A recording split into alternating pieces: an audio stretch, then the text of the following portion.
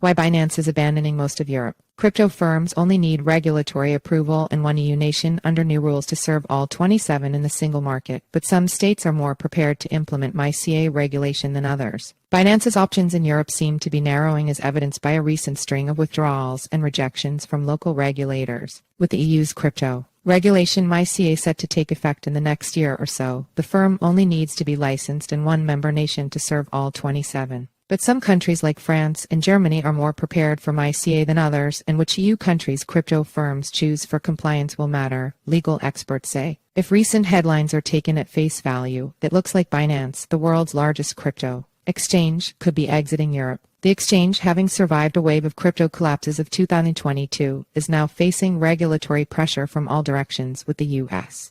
likely to strike the greatest blow. U.S.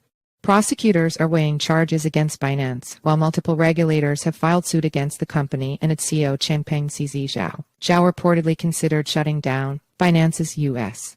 unit in a bid to save the wider company. Meanwhile, a string of rejections from EU regulators and voluntary withdrawals from several other markets gives the impression that Binance might be running out of options in Europe as well. But with the EU's new markets and crypto assets MiCA regulation coming in, the exchange may simply be, contrary to Warren Buffett's mantra on investing, putting all its eggs in one basket by focusing most or all of its efforts on compliance in fewer EU countries. And that just might be what it needs right now to succeed in Europe in the long term. Companies looking to operate in Europe had to register or get licensed in each European jurisdiction, but that won't be necessary when MiCA comes into effect in around 12-18 months. You have to apply for one license in one country, and then you get almost like a passport to provide your services across all 27 EU member states, said Emilian Bernardels, partner at law firm Simmons & Simmons LLP. EU's single market. Like other crypto exchanges, Binance also bet big on Europe, applying for licenses and registrations in several countries in an effort to serve as many markets as possible.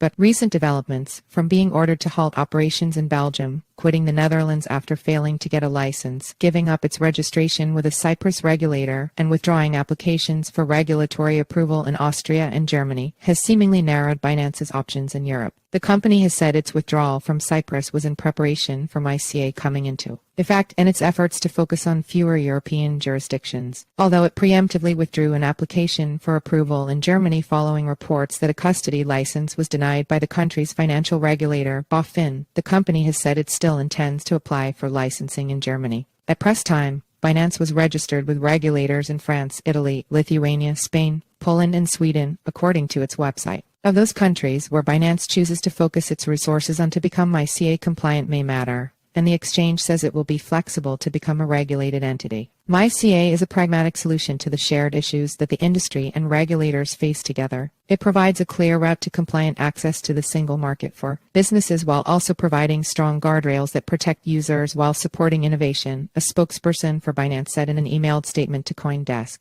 With existing registrations in 6 EU countries, Binance stands ready to make any necessary changes to our business during the implementation period to fully comply with MiCA's requirements. Choosing a jurisdiction. It matters which EU countries crypto exchanges seek approval in at this stage, because not all nations are equally ready to implement MiCA, Bernardels said. For instance, countries like Italy and Spain opened registries for crypto firms operating locally to comply with the minimum requirements set by the EU's Anti-Money Laundering Directive AML5. Entry into these registries required little more than a local address and a few bits of information. Meanwhile, other jurisdictions like France and Germany have established more robust crypto licensing regimes that involve thorough examinations of the makeup and management of a business before approving registration or licenses. According to Annika Patz, associated partner at law firm IPOG, crypto firms in general don't get licenses easily in Germany thanks to a diligent regulator looking to avoid another scandal like FTX or Wirecard, where the payment processor committed accounting fraud to hide losses for at least 5 years until its insolvency in 2020.